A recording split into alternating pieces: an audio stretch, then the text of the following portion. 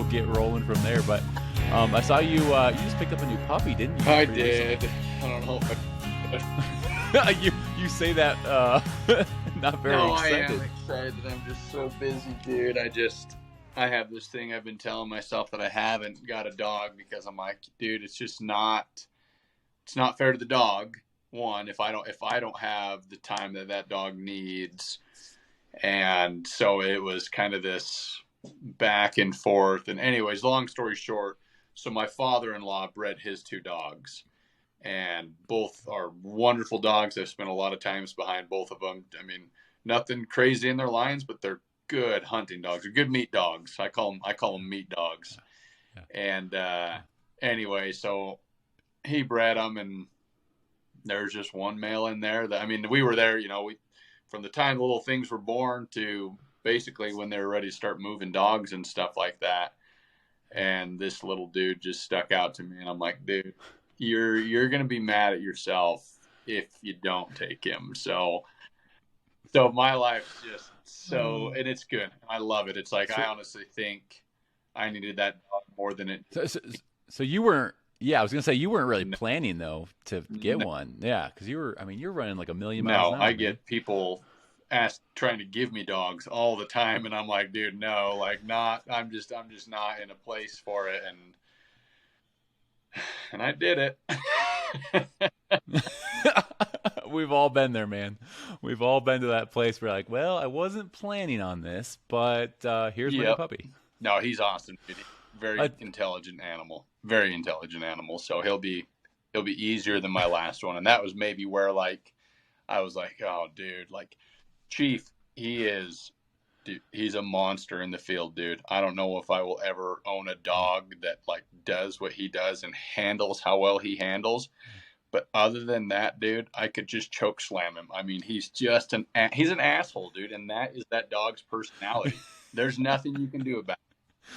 I mean, with a name like Chief, I mean, he just sounds like a badass. Bad mama jama, dude. I love pulling him out of the box in front of people. Whoa, look at that dog. I mean, is he a big boy? Is he just a built?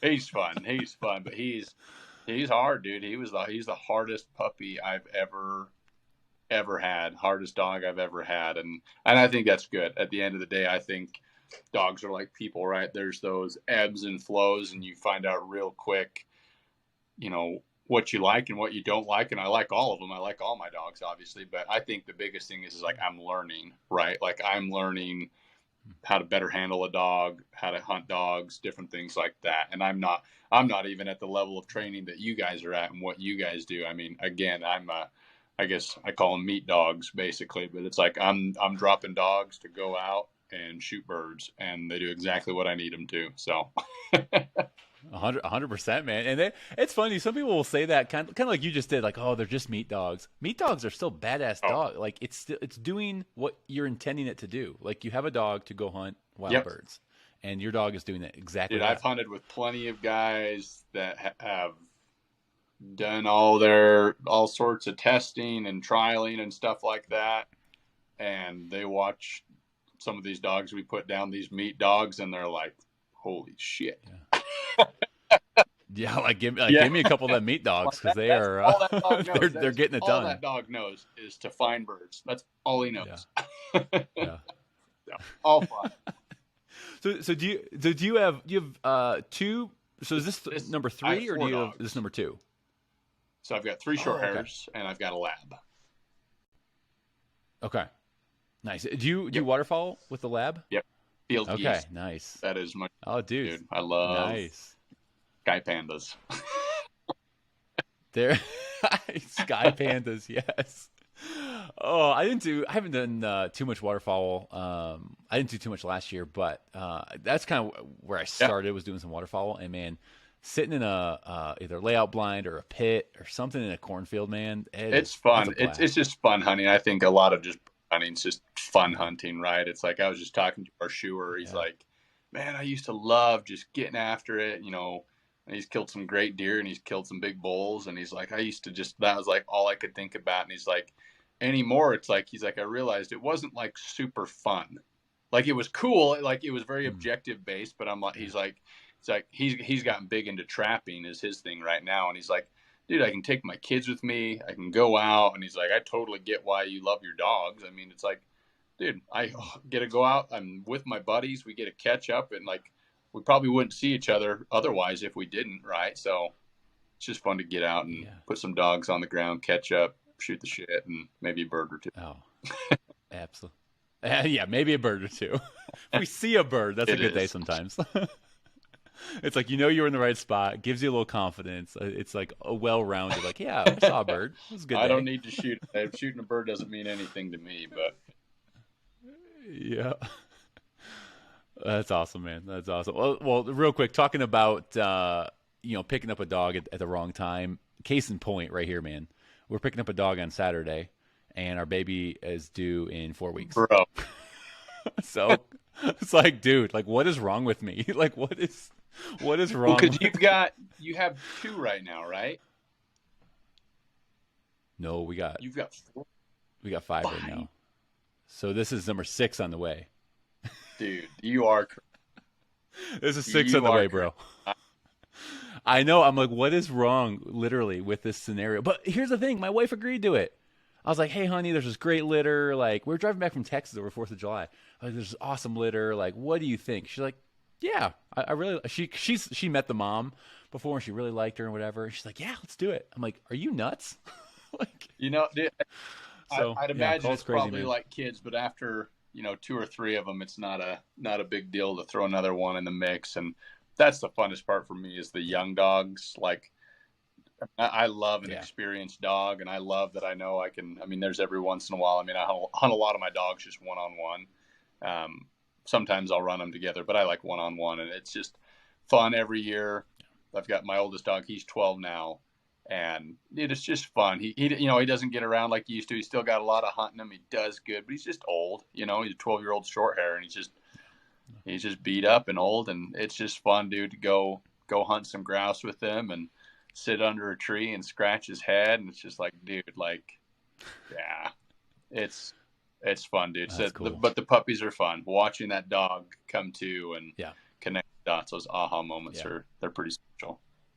Yeah, it is a blast. How was last season for you, man? We haven't talked in a little while here on the podcast. You were back way on. I think I'll have to look back, maybe episode 6 or something like that. But catch us up. What was last season like for you? Last season was fantastic, man.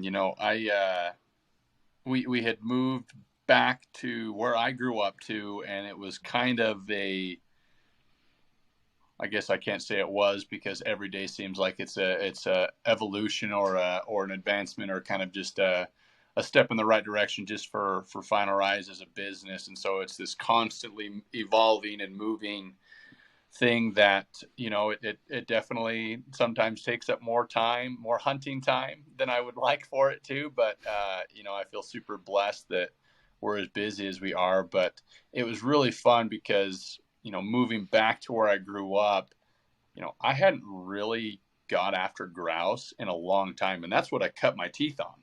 I can drive a 4-wheeler, 20 minutes behind my house and just have phenomenal grouse hunting. And it was fun to like go back and hike a lot of trails, drive a lot of roads and places that I hadn't been on in 20 years. And so that was pretty special to be able to go back. And it was kind of like that, just reminder of, why I started bird hunting and what it meant to me. And I hunted I slowed down. I guess that would be like the best way to put it. I hunted a ton. We did, a lot. We still hunt a lot, but it was just a different mindset. It was a different approach. And, it was a really good refresher for me to have just a little more variety, be seeing a couple different places. And I did hunt alone a lot last year. I live like an hour or 2 from most of my buddies. And so we got out a bit, but it was just a good little reset for me. It was exciting. It was very enjoyable. Again, for me, I've told this on the podcast before, but there's a tipping point where you go out and it's not all about the kill. It's not all about the kill. It's like you like you said, you slow down a little bit that's where hunting becomes fun. Like that's where it becomes really enjoyable, where you slow down, you care about being out there with your dog, the scenery, the nature you get to be in. Like that's where it gets to become like just Yeah. fun, more fun almost. And I don't know Yeah, how else to say it. I think, you know, and there's a cycle in hunting, right? And I think it's applicable to like every, and this is probably not just hunting, but like so many different hobbies or things that we kind of embark on in life. You know, we start out and we just want to be successful, right? Like we're willing to do whatever it takes to be successful. And then once we get a small taste of that success, it's all about a lot of success. And then it tapers into, well, I want to be successful in a certain way, whether that's a method, different hunting dogs, different shotgun styles, whatever that is. And then I feel like you kind of get to a different point where it's like, dude, I'm just happy to be out with my dogs, and, you know, shooting a bird doesn't mean anything to me. I enjoy it. Don't get me wrong. I mean, that's still so exciting, but it's like, you know, I just in my mind, I picture it happening a certain way. And if that bird's getting up, or if the situation is any different than what I guess I hoped for, I'm okay to watch it fly away. You know, it's like, I want like those Kodiak moments that are, you know, permanently ingrained in my mind, those special memories with those dogs. That's what I'm trying to create, because that dog's not here forever. I only get so many seasons behind him. And so that slowing down, I feel like if you aren't hunting a little bit slower, if you aren't living a little bit slower, it's so easy to miss that stuff. That's so well said right there, man. I think we can all learn something just from that little section right there, man. Good call of the day. Do you pay attention much to I guess some of the bird number reports or things that are out there? Like what's this season looking like for you? Not only what are some trips maybe you are looking forward to, but you know how's Utah looking for? Yeah, you know, like I think, you know, I feel like half of the phone calls I have on the phone talking to guys ordering vests or answering questions and different stuff like that, there's definitely a lot of bird talk. And here in Utah, I mean, dude, we've just got so much moisture. And I think everybody in the past couple of years has definitely felt that drought. I think that's kind of been a universal type thing here throughout the West. But I mean, we've just had moisture and moisture and moisture, and it's just been consistent. It hasn't come in like big dumps, or haven't been freezes that are killing hatches and different stuff like that. Like it's just been this steady, consistent flow that I feel like we need. And, you know, we ride the horses a bunch. I'm up in the mountains a lot. And I mean, grouse numbers are out the wazoo. I haven't seen this many grouse in a long freaking time. I haven't been out looking at chukar. I have talked to a couple of guys that have seen quite a few birds. You know, and Utah, when I started chukar hunting, was like the mecca. I mean, that was like the high point of that cycle. And it wasn't uncommon to just have to walk up one ridge and you'd have your chance at shooting a limit of birds in a 30-minute hike. I'm talking like gobs of birds. And I was definitely at that stage of my hunting career. Yeah, where at I was that. like, you know, I don't have to have a plug in my gun. Cool. Boom, boom, boom, boom, boom, boom. And, you know, and you couldn't hit your ass with both hands when you shoot like that anyways. But, yeah, it was just crazy. And so, you know, having experienced that and maybe being in the mindset that I'm at now, like when I go chukar hunting, I'm expecting 3 to 4 miles per covey of birds. And those coveys may only be 4 or 5 birds. So a lot of times I'm looking to take a single bird out of a covey. There's a lot of times I'll just shoot one time.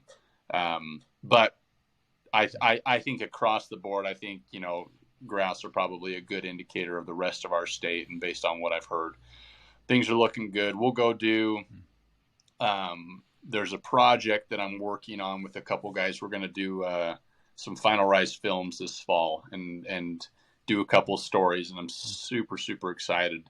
It's the same guys that did Tailgate Tails. I don't know if you've seen some of them doing Eric and Jasper. I just watched that, yeah. And they were kind of taking a break from Tailgate going into this fall. I think this past year about killed them. And I asked them if they'd cock another gun and put it to their head for me? And they said yes. So, so we're gonna get after it. So we'll go to Montana a couple times, potentially Michigan. I'll go do Washington, Oregon, and then hunt, sage grouse in Wyoming, Idaho for sharp-tailed stuff like that. So we'll get around. We'll get around. That sounds exciting, man. Like, crap, I just need to put all into perspective because I still big game hunt a lot. And I drew a really good mule deer tag in Wyoming, and I got an Idaho elk tag, and my wife has a deer tag. And so I was like working through my calendar, and it's just like blue lines after blue lines. I'm like, when am I going to work? I'll figure that out later, though. So just figured out later. There should be a whole podcast episode on how to not just hunt plan, but like schedule hunt planning. That's a whole it can be so overwhelming, man. It's again between work and family schedules. And I feel like I've got it those easy. Two things I've got my normal job is very flexible and forgiving, and we run our own business obviously, and then it's just my wife and I and the horses, and my dad's my neighbor, so if I need to leave dogs behind or whatever, dogs are taken care of, horses are fed, and half the time I'm racing and I'm hunting, so it's not a super big deal. So I feel lucky. A lot of times I just pick up and go, and whatever happens. As long those are sometimes the best trips right there. It's the kind of night before, all right, we're going. A little more than we should, but it's fun. Yeah. Remind me, does Utah have rough grouse as well as they'll be blue mixed grouse all the time? I mean, okay, it's not abnormal to have those birds get up together, or be walking a ridge, move through a covey of blues, and then pick up some roughs on that same ridge. Oh wow! So they act pretty similar. Like same kind of. The blues are always up as high as possible. They're on the ridges, on the very, very top, kind of in the jack pine, little sparser habitat. I find more of the rough grouse in the aspens or in those really young aspen stands. The really thick stuff, like you can almost not even walk through it type stuff. And then obviously water. I just look for water. I'm just looking at, whatever mapping system I'm using, whether that's Onyx or base maps or whatever. And I just look for freaking water, man. And look for a little bit of a topography and some rocks and different stuff like that. And nine times out of 10, you're moving birds. So it's fun. Wow. That's cool. I've been working with, Ben Proctor at all, Be Pro Kennels. So I've been working with him a little bit on a dog box he's building for me, and I'm like, I might just come pick up the dog box from you in Utah and just early September there's do a little couple hunt. Empty bedrooms in my basement. Oh, welcome here. Yeah, awesome. Yeah, that'd be awesome, man. Utah's a state I've never hunted yet, but would love to knock off some blue grouse, and rough grouse would be incredible. They're fun, dude. I think that'd be pretty fun. I had forgotten where they live, especially some of the blue grouse. I mean, and maybe some of the places that I enjoy hunting them, dude. It's just as strenuous as chukar hunting. I mean, it's some steep stuff, and you're gonna walk a long ways, and a lot of times you're getting into some pretty deep snow if you can get up to where they're at late season, November, December. But it's tough wing shooting too. I mean, when chukars are big, they're small and they're fast, but they're not darting through trees most of the time. You get blue skies behind them, game over. But you get a grouse flashing through the Quakies or blowing up in a big jack pine stand. There's a lot of times you might not even see them. So I'd forgotten that. I'm like, oh, I'm sure. Is it hard shooting when they're in the wide open? No, they're like freaking turkeys trying to get on the ground. It's like 1,000, 2,000. Okay, let's shoot it type deal. But but they're cool. And that's that whole perspective and that uniqueness and variety, I think, is what makes it so fun. And man, how cool to live in a state where I can hunt blue grouse behind my house and drive an hour that way and be chasing chukar. Dude, so cool. All right, Matt, stop rubbing it in. Stop rubbing it in. Do a little. Some of us have to drive many, many hours. Oh man.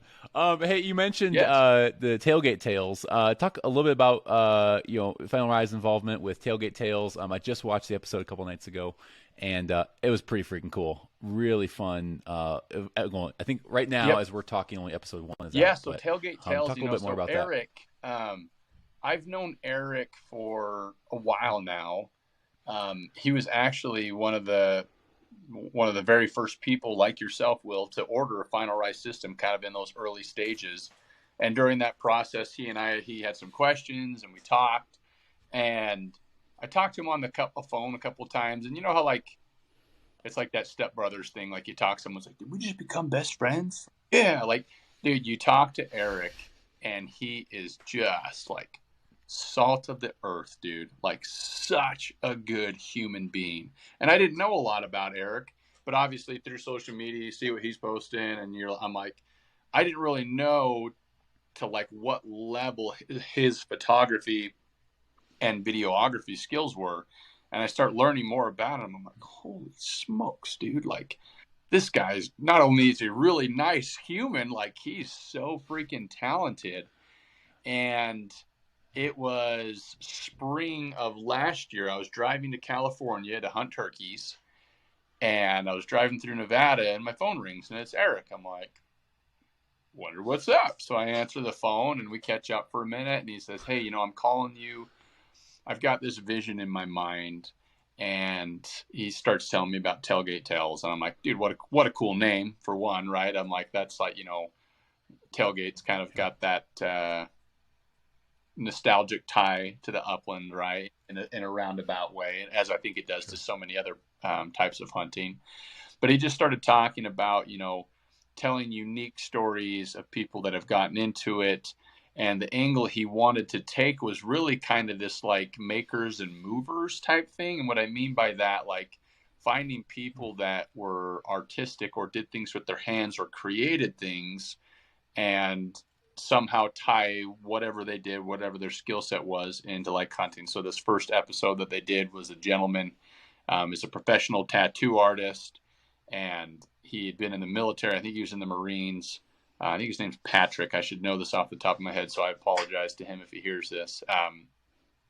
Anyways, just, he wanted to tell this story of this guy that had expressed interest in getting into upland hunting, and I don't think he had hunted before that. I mean, in the film, you see him going out and handling a shotgun, and and you see him carrying it was the brand gun new in the field. It's like, you're used to carrying, a different type of firearm overseas. Like he's kind of got the stock up on his shoulder and stuff. Like, Yep, I noticed that. That's That those was type of gun hilarious. safety. I would probably trust him more than I trust most people that have their barrels in the air. But, anyways, and so there's some of these other stories.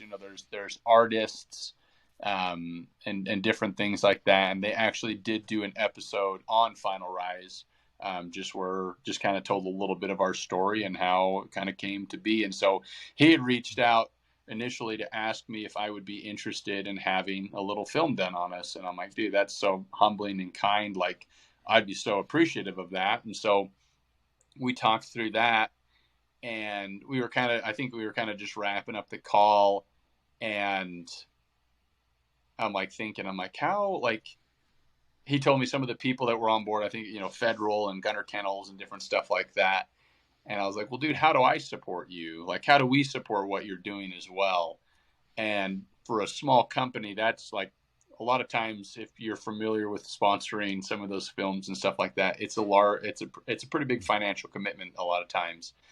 And, but at the end of the day, one, I knew it would obviously benefit our business, being able to tie ourselves to people that are good at what they do.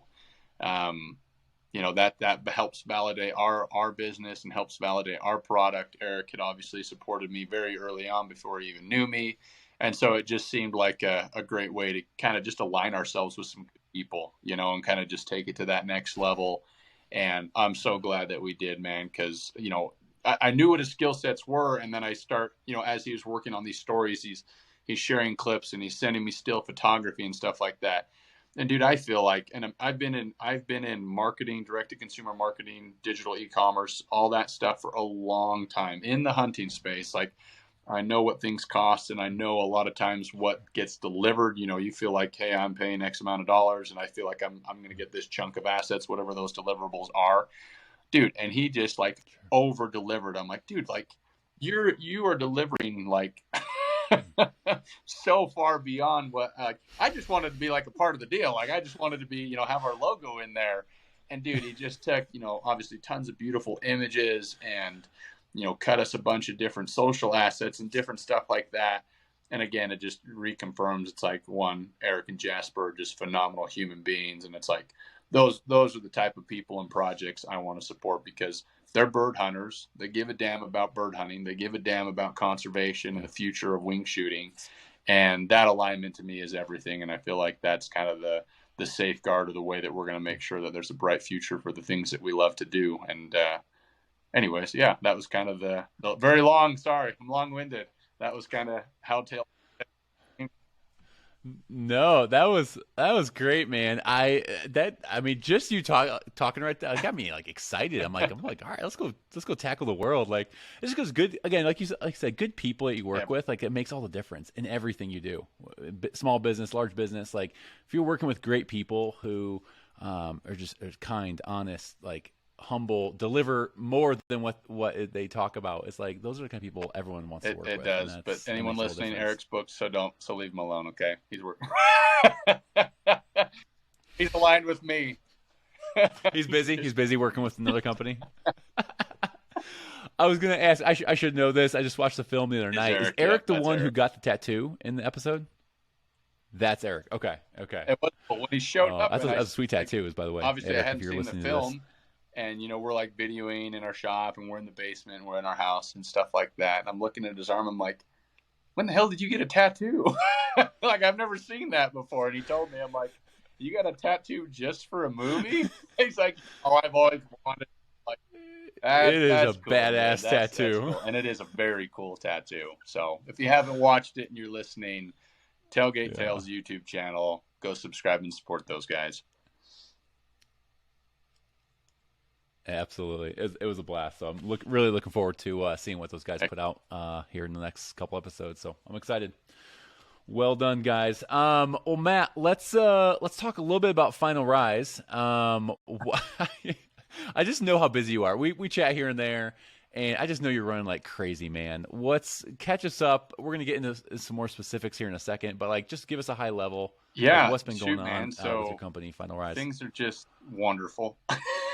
I would say they're just so good. That's good. Man. And That's it's good. Like I constantly have to slow down and, you know, really look at what's happening.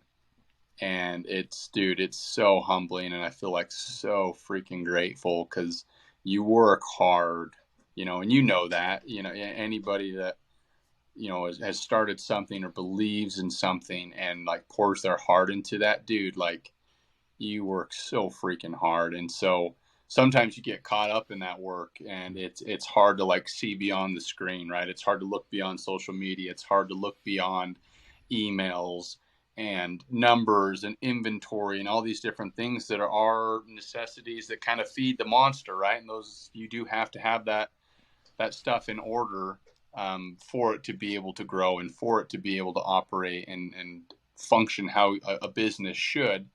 And so, you know, to be able to kind of hit that pause button every once in a while and just look at, you know, how fortunate we've been to have the support that we have and build it to the point that it's at, like, so cool, man. So freaking cool. And I still look at it, and it's just this little baby. It's the tip of the iceberg, and the future's bright, man. We're working on stuff and just trying to grow it, and grow it in the right ways too, right? I mean, I think there's a lot of ways to grow businesses, and there's a lot of ways, you know, to build businesses, to flip them, and build businesses to sell them off, and do different things like that. But it's like, Final Rise is me.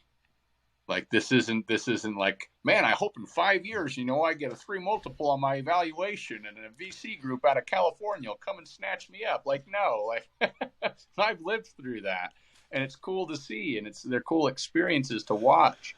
I'm always happy for those people that are on the better end of that. But like, dude, I hope I'm freaking like 65 years old still picking up my phone in the middle of somewhere and when someone's calling me to ask me questions about a vest. Like, dude, that's it to me. Like, that's so. Anyways, that's the vision. I'm gonna be an old fart running around with my dog. Up hunting blue grouse, like, hey, hang on one second. My dog's I've on done point. it. I've answered the phone.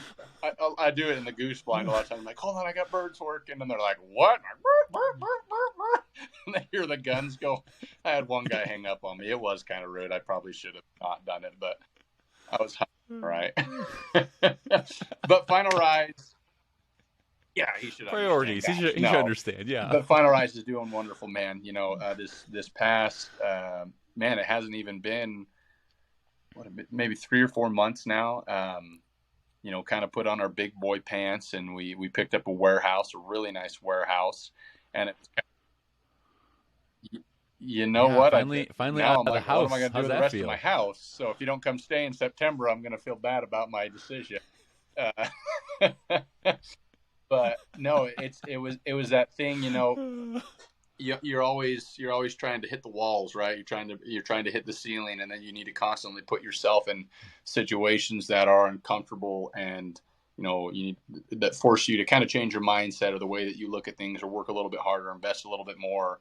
And I knew that for the company to keep growing, it wasn't going to happen in my basement. I can't have random people showing up sewing in my basement. I can't have random people showing up in my basement helping fulfill orders and do different things like that. So that was kind of that level up opportunity to put us in a space that not only met our current needs, but also put us in a position that we can push it a little bit more, right? So it was kind of like, okay, here's the next chapter for Final Rise. Here's my 3 to 4 year model. I can lock into this area. Here's what I hope to accomplish to maximize, you know, all this different space and what we hope to do. And the really enticing thing about it as well is where we're at is there's actually multiple units that are stacked on the end there. And I have first right of refusal on being able to move into those as well. So, which is incredible, you know, to be able to, one, move into a building that makes financial sense for us. We got a smoking deal on it, like so blessed.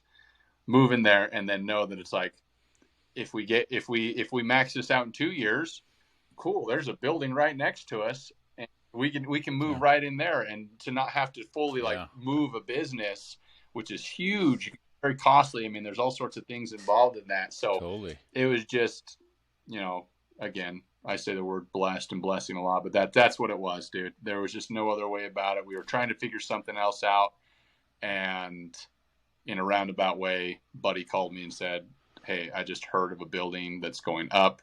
This small business is moving out. Here's the number. Call them. Called them. Signed a lease agreement the next day. Like, it was like yeah, this was it. Like, this is what we were. Dang. Were you kind of like it, like at that point of that phone call? Were you kind of like thinking already? Okay, we need to start looking for space. No, absolutely. Like, I was looking at that time. I was already at a point that I knew we needed to step into a bigger space, because I knew based on the timing, it's like, okay, if I can do this in early spring, hopefully we can get our head above water during the summer, you know, preload, try to get as ready as we can prior to going into hunting season. So it was like the right time of the year to make that move. So I was shopping. And I mean, Utah, and particularly the small, it's not a small town anymore. It was once upon a time. The town I live in, like everywhere else in the world that was once cool, is just stupid expensive, and everything is just like through the roof. So there was nothing that was making sense. And literally, dude, to get what we were able to get is just unbelievable, Will. It's like, I feel so lucky, dude. So freaking lucky. It's a big for us. So it just made. That's cool. So cool. I love that. No, the warehouse looks great, man. I mean, you got all your stuff in there now. A lot of the inventory. You've posted a couple videos, and I'm like, good for you, man. Like, just good for you being able to. I don't know. I don't know. a handful of guys that talk online about you, and everything we talk about, man, they're like, "Oh, I'll support Matt until the day I die," or I'm rooting for him, hoping for success. Like it's just cool to Oh, watch this thank you, story dude. unfold. Honestly, Like it's not yeah, anything I'm doing. It's the people that support us, dude. It's good people like you, Will, and I mean that, dude. And I know there's so many other people that are out there legitimately rooting for our business. And like, there's just one thing I've learned in life and in business is there's an opportunity for everybody. There's room for everybody, and lighting somebody else's fire doesn't make yours burn any less bright. You know what I mean? It's like it's that mentality of there's a multitude of opportunities out there, and clap for everybody, be clapping for everybody, because everybody gets an opportunity, and if everybody has their time, and we're fortunate we're able to take a little bit of advantage of what I hope is our time, and I'm going to see how far I can push the boulder up the hill until it crashes. There you go. What? So how long has Final Ride's been around now? Is it going on 3 years or just past 3 years? Okay. If someone just stuck a gun to your head and said, Matt, give me your top 3, I guess maybe takeaways, or maybe top 2 things that you've learned of like growing a business, being successful in it. Like what would you say? Like if someone just wanted to pick your brain on, say, hey Matt, like how did you do this? What was your biggest learning? I would say the first thing is to do something that you are like potentially obsessed with and passionate about in the right way, a healthy passion, we'll say that, because it's easy to be you. It's easy to be honest. And it's easier to help people. Business is business. And I always tell people there's a lot of ways to make money in this world. A dollar is a dollar, and you can make it a lot of different ways. I've been involved in businesses, and I've been involved with partners and different things like that. And I've seen people put on these hats or these uniforms that weren't them, but it was, they knew that was the role they needed to play at that time to be successful. And at the end of that they could move on and do something else. And I've seen people go through that, and I'm like, nah, not for me. Like I'm me, like I'm always me, whether I'm talking to my wife, whether I'm, doing a podcast with you, Will, or on a phone call with a customer. Like I can just 100% be me. And I feel like when you're able to do that in a business, that radiates to people, and it creates that self-alignment. It creates a community, because we're all the same. Will, there's no difference between you and I. You know how to podcast. I know how to sew, but we're just people. Like we're just normal, but we're doing something that we're just regular guys, dude. I'm not doing anything special. But I'm passionate about it. And that's that kind of pull factor that allows me to not sleep and wake up early and sacrifice and enjoy it. And I do enjoy it. And that's the biggest thing, is I don't have, like, this isn't work to me. And people say that, and they're like, oh, you work a job you love, you never have to work a day in your life. And it's like, but it's exactly what they sound like. Exactly what they sound like. It's so true, man. Like if you love it and you're passionate about it, it's easy to just be you. And I feel like that passion transcends to the I would say it's equally as important, if not more so than that passion. But focus on the people. You have to focus on the people. It's not about your product. It's not about you. It's about the people, and understanding who they are and how that product can help them, and helping educate them. And I understand that not everybody needs a several $100 vest. I understand that, and I totally respect that. But I do understand enough people, and I've been on that customer journey myself. I've run the gambit of hunting vests. I've done that. And enough people have that. I just focus on the people that are ready for that, the people that have gone through that journey and said, hey, I started out and I bought what I could afford. I did that for a long time. There's so many of us that I do, and that's how you should do it. You don't need to live outside your means to post a picture of a vest on social media. Like that's just silly, but like there's just that journey that we all go on. And I just focus on making sure that we're true to ourselves, that our product is designed for the people who are going to understand its values and its propositions, And then if they have questions, make sure that I do everything I can for them to feel confident in that investment. Just focus on the people. Yeah. Oh, dude, that's awesome. I love getting those little those little behind the scenes, like what's like how you running You this, bet, what's dude. driving you. I love that, man. Thanks for sharing that. Well, let's as we're kind of talking about some of the products, the vest, things like that. Let's start getting into maybe a little bit of your products, kind of how that's been going, and have some new developments, things that you've been working on. That's correct. I guess the newest vest you've launched is the Sidekick vest. Is that Yeah, right? right About, before what, 6 months ago? Yeah, dude, maybe it might be less? more than 6 months because we had it when we went to Pheasant Fest in February. Yeah, or was that March? Oh, okay, you did. Okay. Either way, it's been a second. It was Okay. earlier this year. I think it was I February. lose track of time, dude. I don't even know breakfast. Yeah, yes. So good. Well, whenever it came out, that's your newest vest. Talk a little bit about the Sidekick vest. I know I just picked one of those up a month ago, month or so ago, if I can talk sometimes on the podcast. Talk a little bit about why this vest. You had the Legacy, you had obviously the Summit, which is your first one. What was the reason, and what was some of So the rationale, rationale and behind the it's Sidekick vest? for a long time, and it probably hasn't started making sense until recently with some of these new products, but I've always called our vests systems.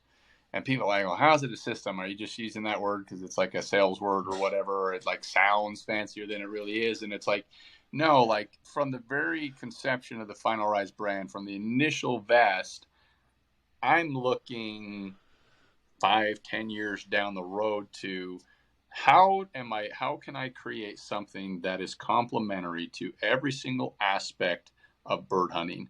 And that if somebody says, hey, I'm at that point in my customer journey, right, Will, that like I understand the value of this product. I understand why it costs what it costs, and I'm willing to make that investment because I know I'm going to be able to probably save money in the long run on gear. But once I make that investment, I'm trying to think, how can I maximize value? How can I make sure that I'm creating complementary pieces of gear that work, that are plug and play with an investment they've already made, right? So we came out with the Summit vest. That was, our flagship, the do-all upland vest, any species, any habitat, like it's ready to shake and bake, right? But then along came the Legacy. There's plenty of guys that like, dude, I'm not chucker hunting like all day. I'm not going out and doing this. Maybe I'm doing shorter walks, or I'm doing different things. Maybe I'm coming back and I'm swapping dogs. I don't need to carry, 140 ounces of water or whatever it is. Like, I just need something a little more streamlined. And it makes sense. It's like, why would you buy a vest that has a bunch of bells and whistles that you don't even need when you can get the same amount of performance out of something that's a little bit more streamlined, save yourself some money, but have a product that really caters specifically to what you do. And that just comes with a generalized understanding of bird hunters, right? Like, you have to know, to be able to create bird hunting gear, I feel like you have to be a bird hunter. Sure. I mean, it's a good place to start, right? You can copy and paste anything you want in this world, dude. I mean, you could run down to REI, you could pluck a backpack off the stand there, drop it in the box, send it overseas, and say, hey, I want to change XYZ, and turn it into whatever, right? And I'm going to start my own brand.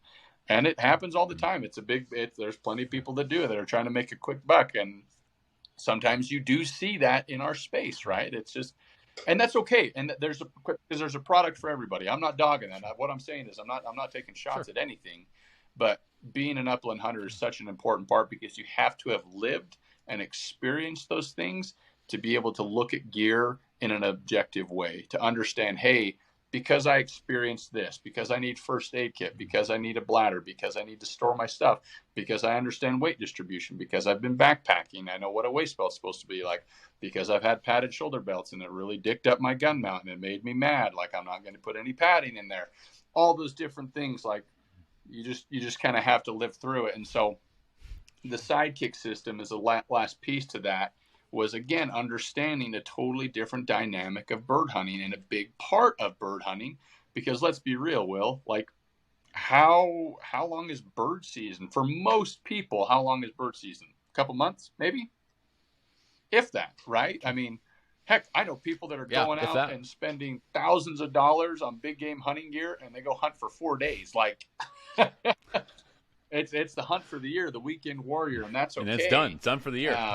But the Sidekick was really that approach to understanding that people that are passionate about upland hunting, wing shooting, or whatever, they're with their dogs, they're training, and they're doing something oriented to their hobby year-round.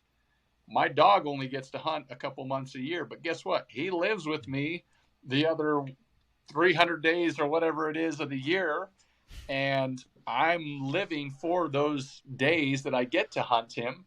And so I'm trying to train and I'm trying to develop that. So anyways, I'm being really long-winded. I apologize. But the side was really created as to fill another niche in the market for the guys that don't need a full-blown vest. I'm talking quail hunters. I'm talking dove hunters. I'm talking professional trainers. I'm talking people that are going to trials and competing, and they may not even hunt. They just get on their horse and they follow dogs.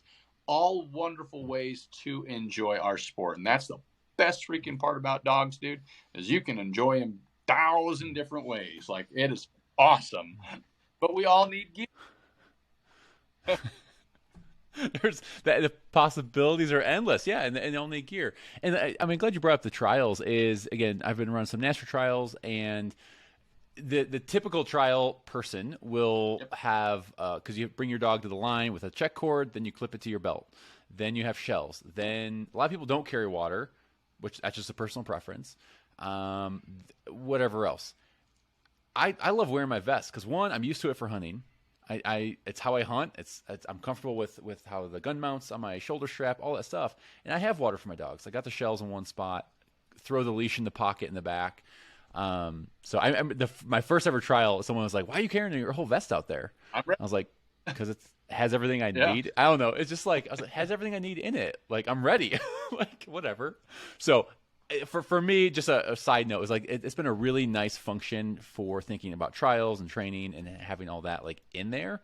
And I was doing all that with my Summit. So now with the Sidekick, I'm like, well, shoot, it's just the Summit, but again, that system that's more compact. No matter how, and again, I guess we kind of just said it right, Will, but it's like no matter how we're enjoying our dogs, we still need gear that supports that specific hobby and that specific passion.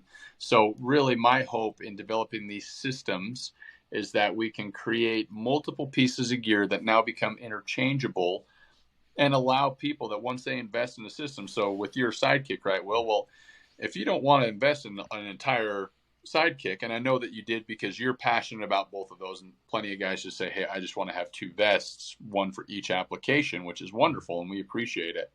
But there's plenty of guys that like, dude, I can just swap out the Sidekick game bag onto my Summit system. I can repurpose the same waist belt. I can use my water bottle holders, my water bottles, my shell pouches, my shoulder harness, all that different stuff. So instead of having to go buy a brand new system, if you didn't want to do that, you can swap the game bag out and you have a brand new kit for a specific application. And it just makes it super easy. And again, I guess I try to come back to value is like, we're trying to create more quality gear that now becomes interchangeable. So this system allows you to configure or modify your setup to whatever you're doing. If you want to get that granular, because plenty of really passionate people, it's like we go off the deep end, right? Like we dive all in and we want things that are specific for what we're doing. Those are hopefully the opportunities that we're creating. And again, it's just kind of the tip of the iceberg. We're biting off, a piece at a time, but that's about the only way you can eat an elephant. So that's true. One of the things, last thing before we kind of move on from the Sidekicks and the vest is the bird bag accessory. Again, like you're saying, it's super easy to like swap those out. So I took the left pocket off, put the bird bag, whatever you call it, on there for training. And it was super easy to switch in and out. And it was like super nice not to have the vest and a bird bag strapped over me. And I just had stuffed the pigeons in there, threw a couple birds for my dog. And I was pretty nice. Like I was a little apprehensive at first. I was like, am I really going to use it? But I was like, that's pretty sweet. Like, and having that versatility absolutely. of We've swapping got something out very quickly. Some range pouches really nice. that we're working on right now. So, I mean, you can just have a waist belt Sidekick game bag type setup, and then we've got these rain pouches, so you can put your spents on one side, you can have your box of shells on the other. And so it's like if you're shooting competitively, or you shoot enough that it's like, okay, I've already invested in my Final Rise Summit or Legacy or whatever, I can swap out this pouch. That's all it is. I can disconnect these 4 little buckle dills that are on the side of it and put on this totally different pouch, and now it's optimized for what I'm about to go do. And it just makes it more enjoyable when you have stuff that's specific to what you're doing. The live bird pouch, right? It's just like, wow, this is nice because it's stuff you need. You're going to carry it anyways, so why not put it all into one little setup? Yeah, exactly. What are those little metal things that you loop through the molly webbing? What are those? A bar slider. I freaking love those things. They're so this is so stupid. They're so thin and just small that it makes it super easy. Like slip it through those little molly webbing. They're like super lightweight. They weigh nothing. And I was like, that was a really, I don't know, just a small detail that I was when I was putting the bird bag on, or the live bird pouch. I was like, dang, those things are nice. They're like titanium. I don't know, dude. They're material, like, are they metal? We use those. Okay. I mean, obviously they're super easy to on and off. Snaps wear out. Most molly pockets or different things like that. They'll have a tab. You'll weave it through all the webbing, both the webbing on the back of the pocket as well as whatever you're attaching it to, and it's kind of this little weaving process, and it buttons them up super tight. Don't get me wrong, but snaps will wear out. And so with the vision to know that people are going to be taking these on and off, that's why we really lean towards that. It is very lightweight. You aren't creating additional pressure points on your body, right? Because it's just so thin, and they grip so well. Obviously, where you feed them the top through the top, the bottom through the bottom, like there's no play in them. I'll tell you, dude, all the time, people don't even know that they're not sewn on there. People think they're sewn on. People will call me, dude, I should have listened to you. I went with a larger waist belt than you told me to. I need to swap it out. And I was like, cool, dude, I'll just send you another waist belt. And they're like, well, I don't have to send the whole vest back. I'm like, no, just take it apart and put the parts on it. And they're like, really? They're like looking at it, and it's just so seamless. It just looks so intentional. So it's what? It's a wonderful little concept. I really like it. Yeah, I love it, man. I love it. Well, let's get into a couple more pieces of gear that you've been cranking out. Yeah. First off let's touch on the gloves first.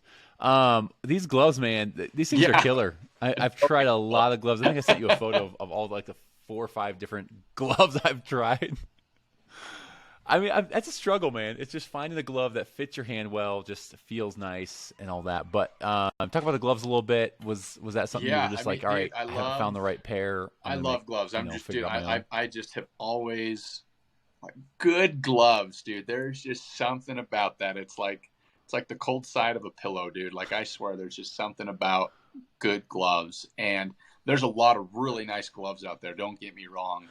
But I just I hadn't really seen or experienced personally a glove that, again, thinking through an upland hunter and the things that we're doing, the technologies that we're using, cell phones, Garmin's, watches, all those things, how to with the jacket or whatever different things are. And I just didn't feel like there was a glove that had really was designed specifically towards an upland hunter. And that doesn't mean that other gloves don't work, because they obviously do.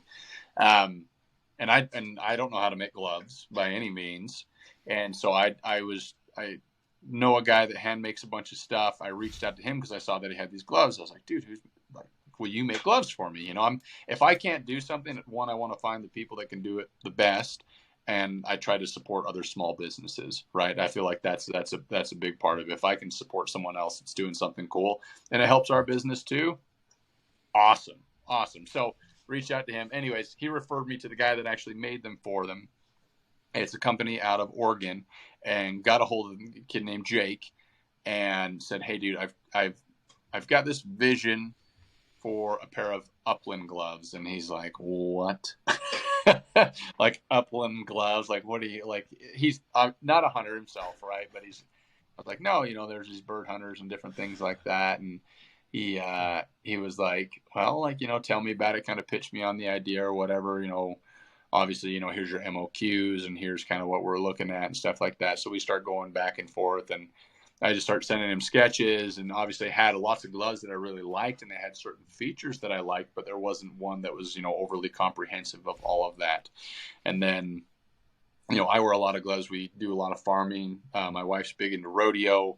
So, you see the gloves that ropers are using, you see the gloves that rough stock riders are using, different stuff like that, and whatever it is, right? So I'm like, how do I just create like these super rugged, durable gloves that work with all the technology an upland hunter needs, and they're super minimal, but they're also super safe. Like I felt like there was this point of diminishing returns within like material thickness and different things like that. Like I just waterfowling story, right? Like late season, you're sitting in the ground blind or whatever, and it's like most trigger guards are not big enough for a insulated glove to be put in there, right? And I was sitting next to a buddy who accidentally put his gun off. Fortunately, nothing happened, right? But it was like, but I just remember that so vividly. It's like, dude, what if you'd been pointing your gun at me? Like, what if you hadn't been being safe, or you just do it like whatever? Like, sometimes you're out with your buddies and you're just being dumb. But like, it's like, dude, like, and that just stuck with me. Like, I always remembered that. And so I've always been so cautious of the gloves that I use when handling firearms. But the gloves that, gave me the dexterity and feel that I wanted were so thin that it wasn't really an all season glove. It was like, yeah, I can wear this early season. But then when I get to February hunting chucker or whatever, like my hands are too cold, right? And there were other gloves, there's some gloves that have, windstopper or different types of layers in those. Well, windstopper is non-permeable, which means that it doesn't breathe. So if your hand starts sweating, if you're active hunting, it's counterintuitive, because now your hand's going to sweat and it's never going to get warm, because that glove can't breathe out. It can't breathe that out. And so it was this, I'm sorry, I'm so long-winded. Sure. I'm like, dude, I need to shut up. Sorry. You make my job easy, man. Just keep going. So went back and forth. We talked through materials. Obviously, he was the master of his craft. And I said, here's what I'm trying to accomplish, and gave him like those key bullet points. And eventually, obviously, came up with our final rice field glove. So a buckskin top, a little bit thicker leather, but it's really soft, very comfortable. It has enough stretch to it, but it's also going to provide enough protection as you're pushing brush, different things like that. And then it obviously being a thicker level or leather, how now brown cow, it's going to provide a greater level of insulation during those late seasons. And leather also breathes. So while it is still insulating your hand, it can still breathe. And hands are like feet. They fluctuate. Some of us run warm, some of us run cold. So yes, I run our gloves all season. They may be too cold for some people. Anyways, goat skin palm, that's really from the rodeo space. I mean, goat skin is very thin. Yes, the palm is goat. Yep, the palm is goat skin. So the palm's different than the buckskin. Goats are just, thinner skinned animals, but they're super tough. And anyways, wonderful leather. That's very popular in the rodeo space. The goat skin is thinner. Why the change? Or why the buckskin and the I don't remember the exact material thickness to it. But the overall like dexterity, like I want to feel like the stippling on my gun. I want to be able to feel the tension of my safety. That's just big for me. And so that goat skin, I mean, you can manipulate and control a gun very well in an all buckskin glove. Don't get me wrong, but that goat skin really. Sure. Yes, gives you a little more of that. So yeah, more of a shooter glove. So or tactile the feel. The buckskins for more of a little bit heavier duty on the top side. Okay. But having a little more dexterity, a little more tactical feel on the shooter glove type style on the palm side. Then we went with touchscreen pointer fingers and touchscreen thumbs. So if you're using your phone, you're using Garmin, whatever it is. There's an old saying that gloves are just good for pissing yourself, right? Like half of the time you're just trying to take your gloves off so you can do what you're trying to do, or you're trying to undo your pants or whatever it is. Like, right. Yep. It's like that. I'm doing something. Just leave them on. Take my not gloves have to worry off. about taking them being off. Being able to create a glove. Great It's concept. like, dude, if I need to if I need to text my wife and tell her what time I'm going to be home, or if I need to freaking bump a dog or see where my buddy's at on my Garmin, like, it's just easy. It's intuitive, right? I speak so much to like our gear and being intuitive, and that's a big part. Gear that you don't notice is on is the hallmark of good gear. And that's kind of what we try to accomplish with so. Amen. Yep. Amen to that. Anyway, when you forget you're wearing it, that's a good sign. All right, last piece of. Yeah, I love it, man. They've been super comfy, and I'm looking forward to getting them out this fall. So, last piece of gear I wanted to ask you about is the new gun cases you developed, man. Those things look sick. Oh my gosh, so freaking cool. Same kind of question, I guess, like how and why did these come about, and then talk a little bit about the product and how they're awesome, doing. And they've done, like, we just did one social media post. I talked a little bit about them leading up to them.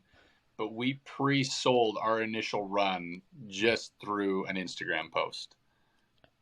Yeah.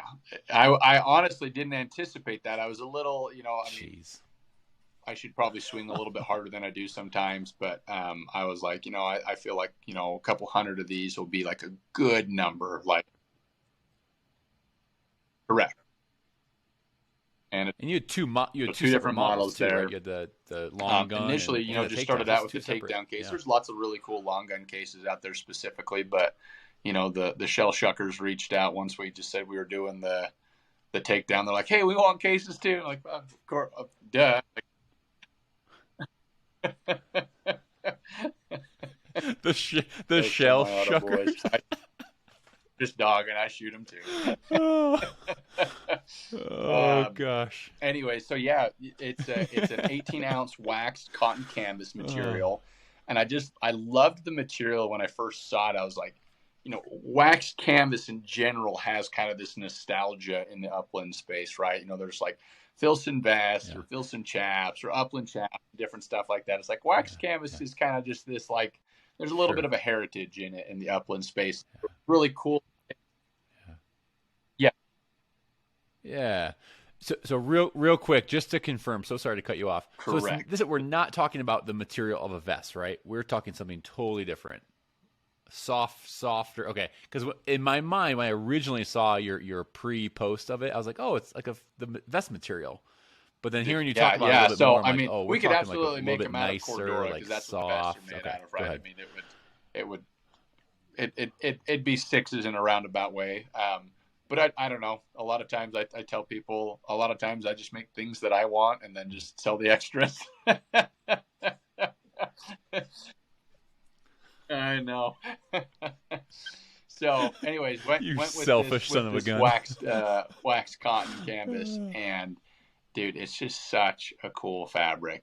And so it was cool to take kind of this like timeless material that has like just been known in the upland space forever, and put some cool modern final rise flair to it, right? And so I came up with a takedown case design.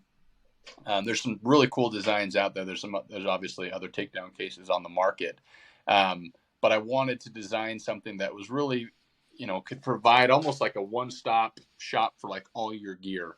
So the takedown case can open kind of like a book, so you have a nice padded surface if you're assembling your gun on the tailgate.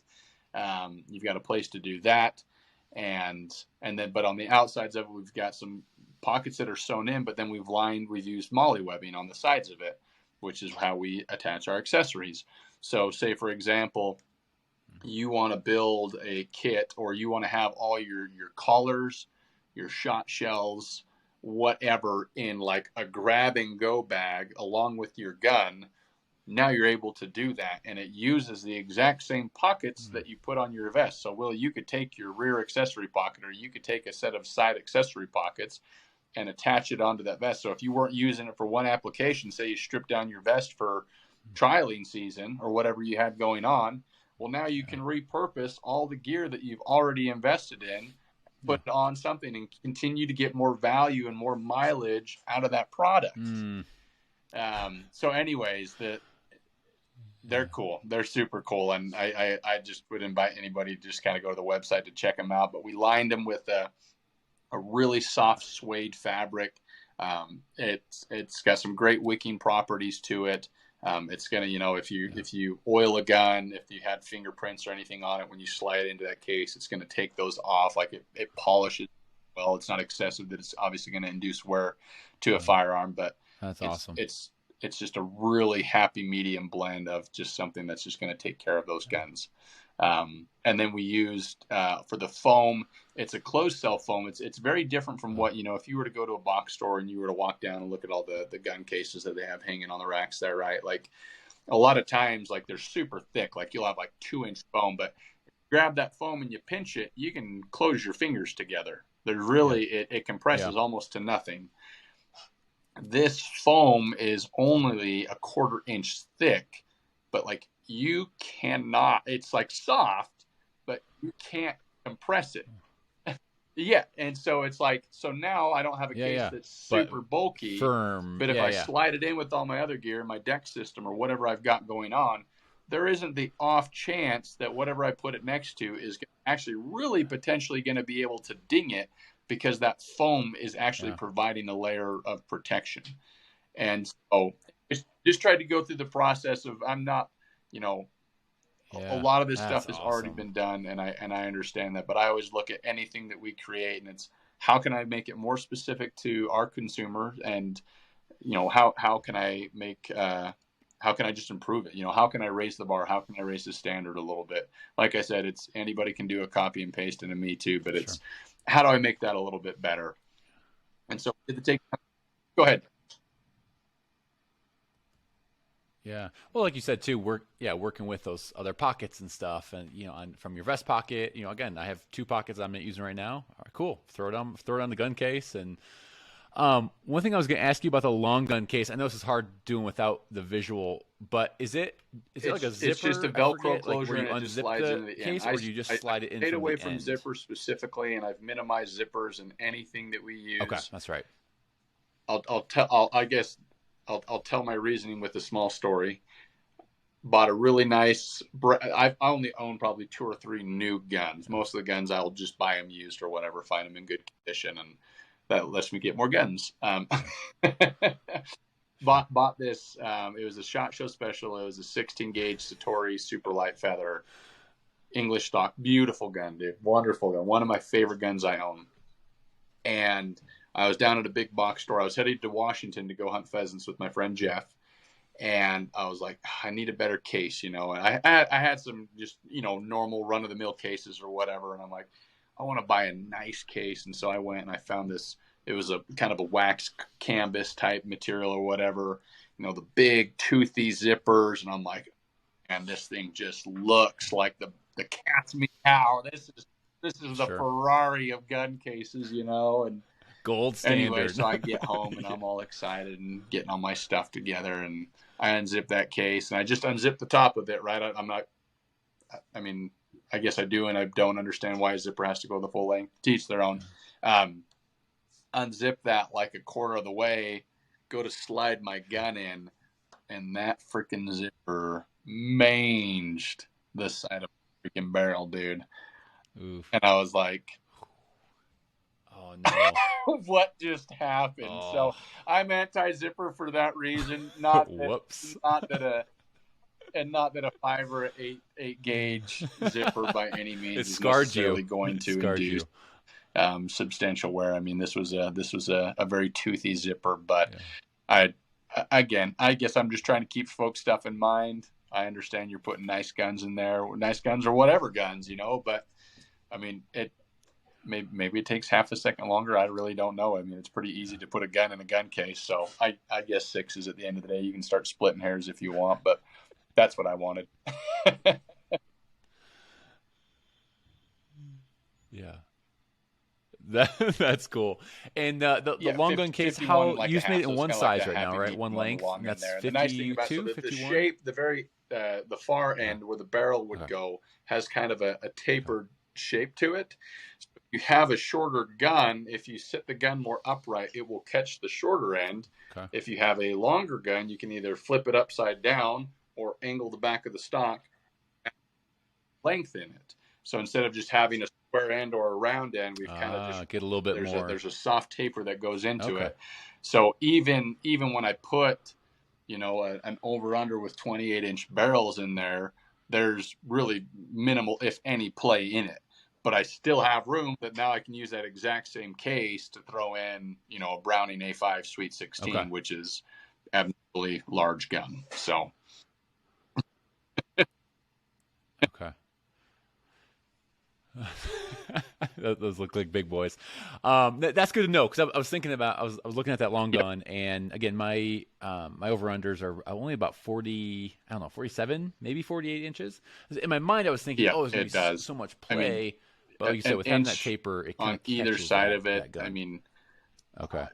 I'm sure there's people that are like, no, I want it an exact size, and it's like, I personally, if I can buy one case that I can use for all of my guns. Right. That's I guess that's kind of my mentality. Yeah, you're not going to buy 4 different cases. I guess hopefully we can check more boxes for folks and having that little bit longer length. And I don't think you're losing anything if you're putting a shorter gun in there.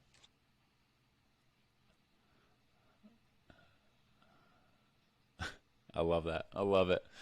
All right. Anything else you can tease the podcast listeners with? Anything coming down the pipeline that you are working on? I've got those range pouches. We'll have those out soon. I have not in here. I'd show you here. I found a kid that actually, and it's nothing super crazy. Some like game stringers or game carriers or whatever, braided out of paracord with a carabiner on the end. Really nice. You can flip out that buckle or the clip at the top of your on your summit vest for the bladder, nice. Or you can just clip it into the harness. So, or if you're trialing or whatnot, you can clip it onto the D-ring in the front. If you're just hunting covey birds or you're guiding, you need additional carrying. Really, just simple, very very minimal thing. Just there's been plenty of people that have been asking for them, so we'll have that up. I just need to edit images and hit publish. I did just put these on the website. I haven't said anything yet. I was probably going to do that tonight.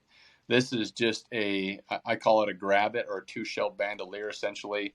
And this is designed to attach to the 2-inch webbing on the front of your waistband. It's a 2-inch, wow, I'm having a brain fart here. Nice. Elastic on the front here. It's going to fit everything from 28 gauge all the way up to 12 gauge. And the thing I found, you know, a lot of people were asking for bandoliers or shell loops or different things like that. And we've got some other things we're working on. But, you know, for the sheer aspect of one, either being able to have buckshot or something for coyotes or javelinas, right, and be that readily accessible, or if I need a quick reload, most of the time I'm probably not going to load more than 2 shells. And even if I'm shooting a semi-auto, right, I mean, chamber's open, I drop one in, close it, and maybe I'm feeding another one, but you're lucky to get one good shot off. Sure. And so what I found, I tried to think to, again, coming back to intuitiveness, I'm like, okay, when I shoot, where do my hands go, or where am I wanting to go post shot to reload? It's like, okay, I've got to drop my hand all the way to my waist. I got to reach inside a shell pouch or do whatever. And that's fine. You can do that fairly quick, but just having it right there on your waistline, right next to that 2-inch buckle on your belly button, when I break a gun open, that's where my hands are. My hands are, it's straight down. My hands naturally fall there. So if I can break the gun, and as soon as I'm there, if I can just scoop up 2 more shells, put them in the tube, close the gun. Very, very minimal thing. Nothing earth shattering, but by any means. Nice. But I hunted with one all this past year, and again, I'm not worried about wiping out a covey. That's not what I'm worried about in any way, shape, or form. Trust me. But plenty of guys that are hunting down on the borders where they have pigs or coyotes or different things like that. You know, lots of guys like to have some buckshot handy if they need to load up and remind a pig to stay away from the dogs, or for guys that do want a quick load. So. Sure. Yeah, that's smart. Yeah, that's smart, man. I'm going to put you on the spot here for 1 second. Any future plans for waterfowl? I know we talked a little bit about waterfowl. I think at some point we'll definitely get there. Any future plans? Next chapter for us is there's 2 things that rise: birds and fish. I'm a very avid fly fisherman. I grew up, so There's been a couple things I've been working on. I'm a big believer in thoroughly testing and developing stuff before we launch it. So I've kind of been sitting on it and fine tuning some stuff.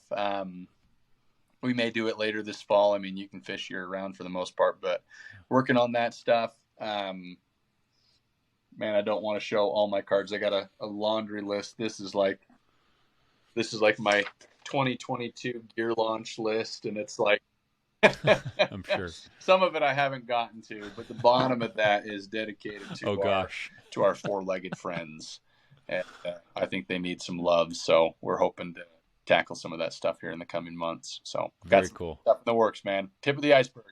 Love it. Love it, man.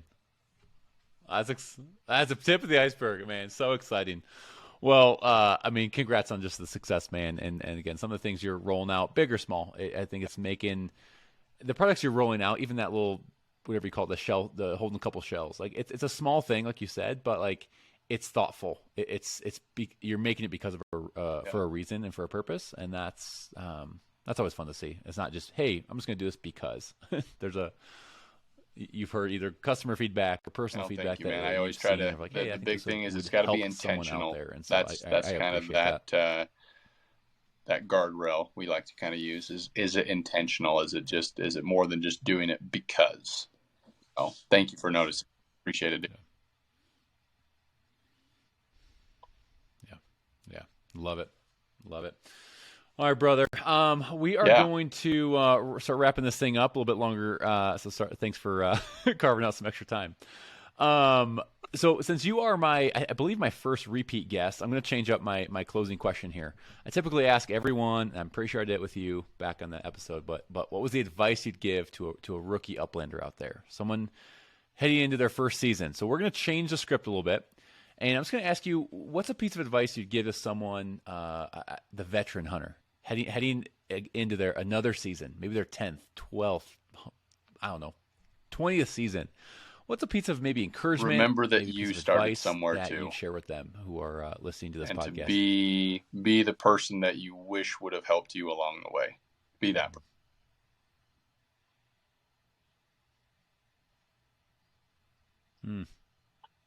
Oh, that's awesome. Love it. Okay, and then same kind of deal with the rapid fire questions. These are a new set of questions for you, so we're gonna roll through these. You're fired up, man. You're fired up. All right, Matt, for you, what came first, the dog, the gun, or the bird? Always loved dogs. I've always loved animals. I've always just had. Why the dog? I don't know. I almost feel like a connection with animals, which is I think a lot of hunters do in a roundabout way. And dogs are just special animals to me. I love dogs. I love mule deer. I love elk. I love the birds. And I was that weird kid running around the campgrounds at the national parks with a Polaroid camera, taking pictures of the tame deer, trying to feed them peanuts out of my hands. Like that was me. I love them. I love them all, dude. It's cool. Animals are awesome. Because you've seen it. Oh, you just gave me such a good image. little Matt running around, 100%. Oh, I love it. Okay, this might be a tough one for you. If you could, if you could only keep one vest for the rest of your life, which would it be? It checks all the boxes for me, and even without adding additional accessories and stuff like that, it's just as streamlined. But it just has that ability to kind of grow and expand. So that one just, I know no matter where I go, no matter what I do, I can take that Summit vest and it'll kick ass.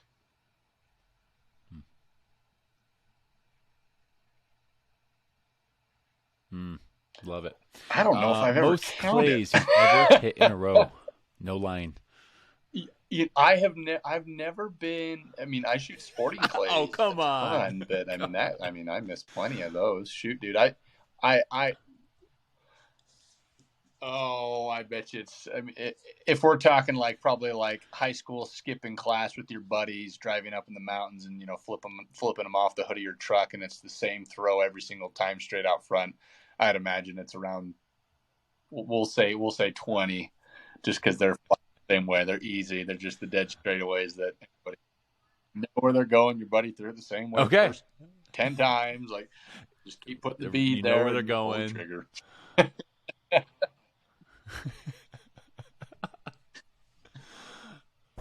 All right, we're going with it. Locking in 20. All right, just two more here. Fantasy hunt. It's kind of a multi question here. Where at? What bird? Gosh, with dude, who? That's a doozy. You can only bring one dog. I would really like to go do like a ptarmigan slam in Alaska and be able to hunt all the species there. I would definitely take my dog Chief. He's my buddy, even though he's a little turd. And I'd have to just take my wife with me. She's my sweetheart. She's my world. So if I get to go do something cool like that, she doesn't enjoy following me in the Chucker Hills and rarely does it anymore. But if I was to go to Alaska, I think I'd feel I'd be depriving her of a cool opportunity as well. So.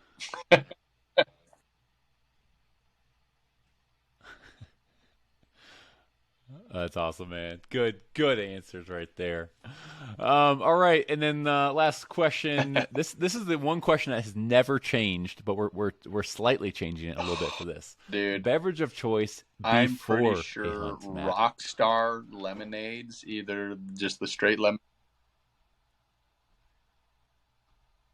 No, not even, dude. You're going the nasty stuff. Oh. No, that's disgusting. You're waking up. Okay, let me paint the picture.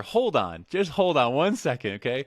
You wake up at 4:30 in the morning. Okay, you have a big chucker hunt planned, maybe a sharptail hunt. Okay, whatever it is. You wake up early. You get in the car. You get the dogs. All I hear is...